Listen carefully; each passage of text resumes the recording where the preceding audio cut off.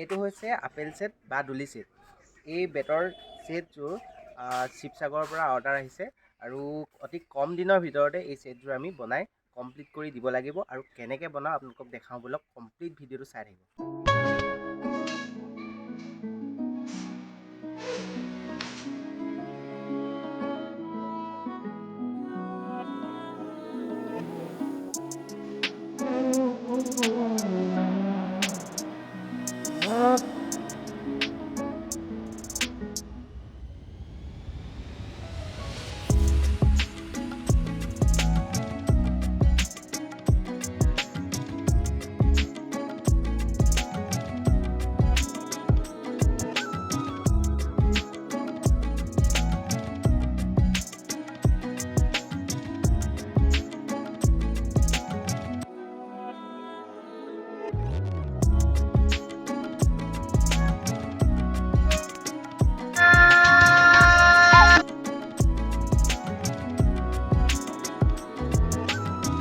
এই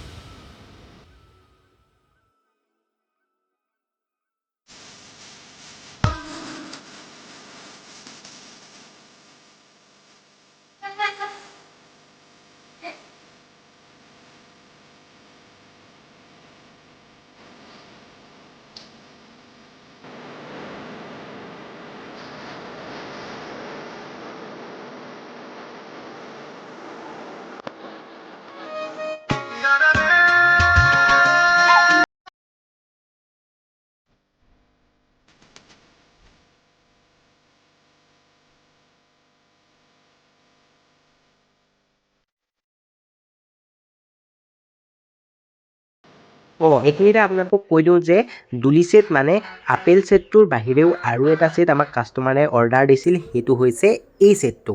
এই ছেটটোৰ নাম হৈছে মডাৰ্ণ ছেট। কিমান ধুনীয়াকৈ বনোৱা হৈছে দেখিছেনে? আপোনালোকক কেনেকৈ বনালোঁ দেখাবলৈ নহ'ল, কাৰণ মই সেইখিনি টাইমত মোবাইল চাবলৈ একদম টাইম নাপাইছিলোঁ। দুয়োটা ছেট লাগে বুলি ক'লে কাৰণে একদম টাইম নাপাইছিলোঁ, সেইকাৰণে সেইটো ছেট দেখাবলৈ নহ'ল। কিন্তু কমপ্লিট হোৱাৰ পাছত আপোনালোকক দেখাইছোঁ। এয়া চাওক কি ধুনীয়াকৈ বনোৱা হৈছে। এতিয়া আমাৰ দুয়োটা ছেট কাষ্টমাৰক আমি ডেলিভাৰী দিবলৈ আগবাঢ়িছোঁ।